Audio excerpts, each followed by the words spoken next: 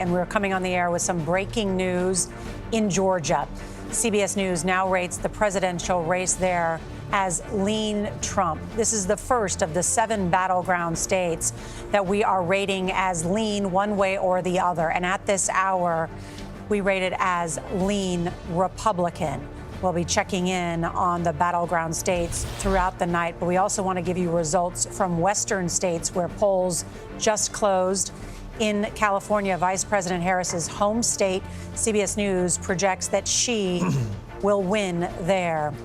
In Idaho, CBS News projects Trump will win, and over 5 decades, Idaho has supported a Republican for the presidency.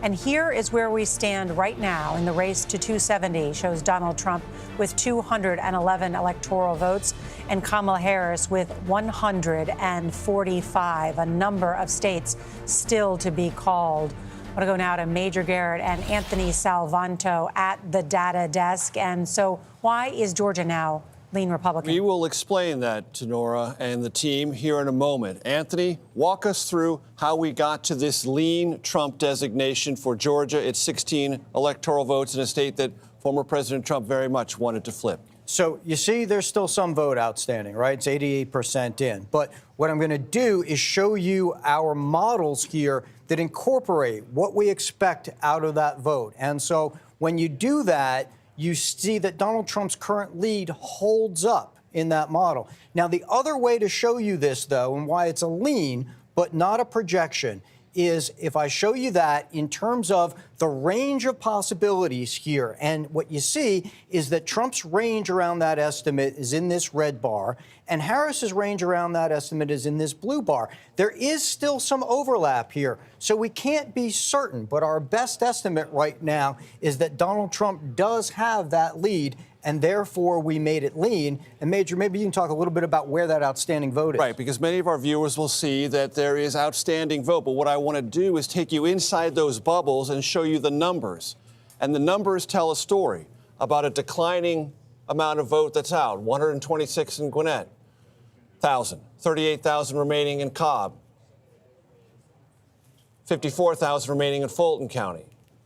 29,000 remaining in Henry County. So these numbers suggest that there would have to be a tremendous push for the vice president in those places where vote is still outstanding and they are historically Democratic.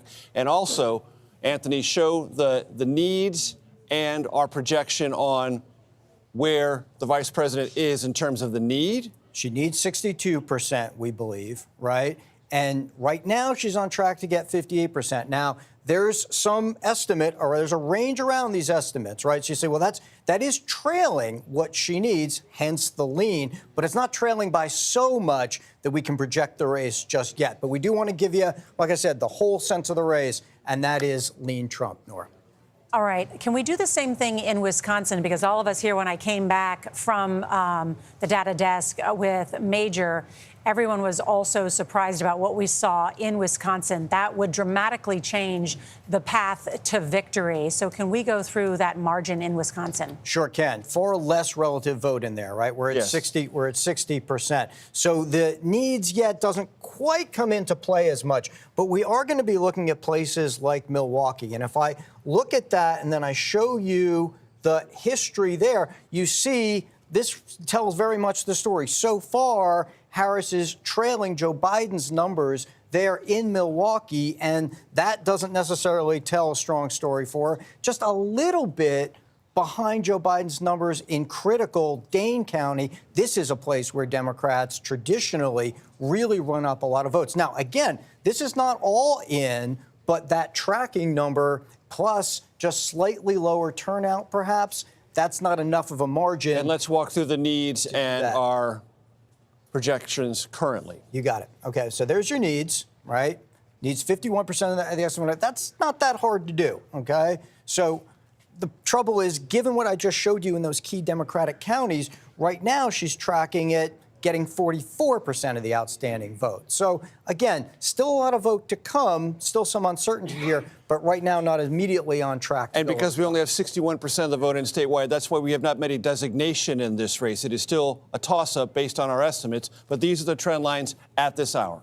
leadership and what? All right. Thank you so much.